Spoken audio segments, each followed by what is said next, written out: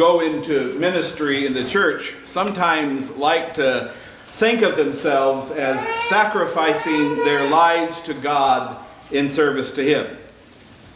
You run into a lot of those people when you're at the seminary. Everything bad that happens to them, they see as good, because if bad stuff happens, well, it just points out to them that they are suffering for the Lord. They are sacrificing their lives to God. And what's funny is the congregations jump right on that bandwagon.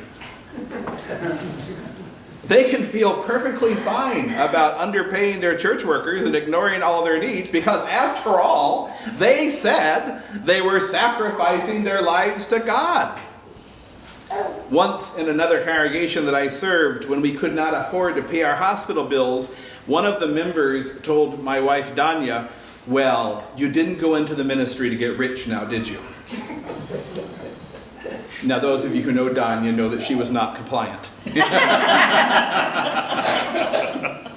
At the time, I was being paid about half of the median income of the area, and the congregational leaders thought that that was okay, because I was sacrificing not only my life, but apparently the life of my family also to God.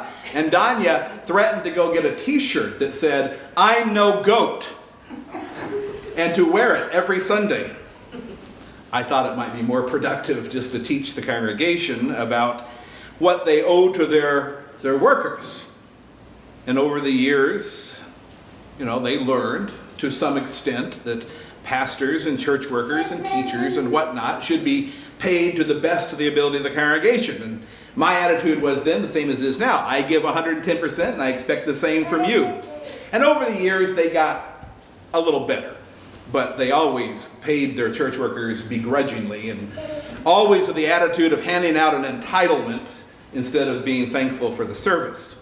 And one of the joys of serving at Trinity, I have to tell you, is that you people get it. You pay me well.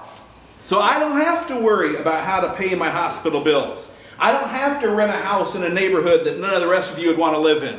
I don't have to drive a 25-year-old car home at night and hope that it gets me home. And not only that, but here's a side benefit that many of you probably don't ever even think about.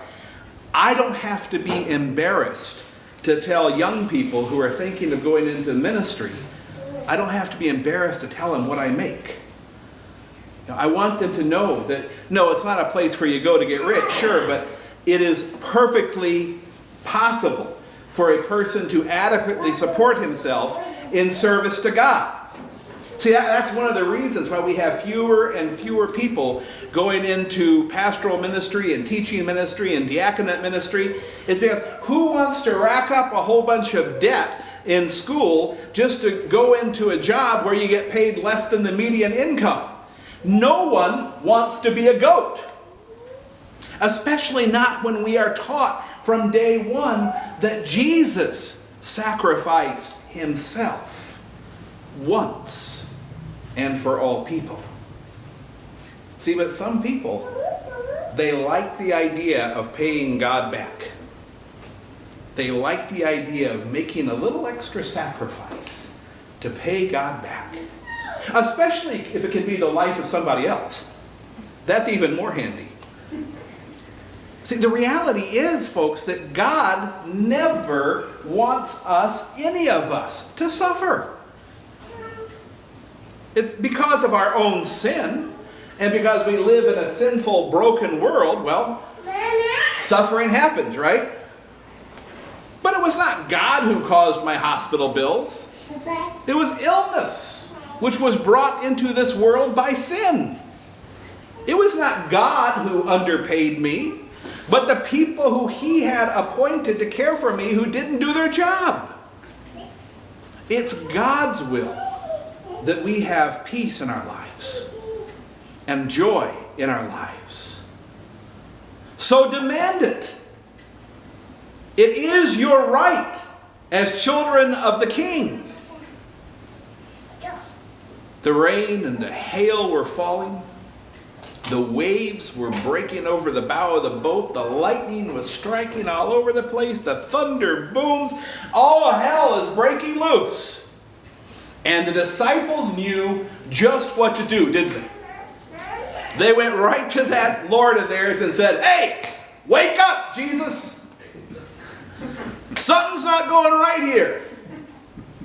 Teacher, do you not care that we are perishing?" Not one of them sat on that boat with a morbid little smirk and thought, "Oh, I am so blessed to be drowning for Jesus." And yet I look at the church today, and sometimes the people of God tiptoe around Jesus like they're afraid to wake him up. Wake him up! He loves it when you call for him. Never forget that Jesus is right beside you.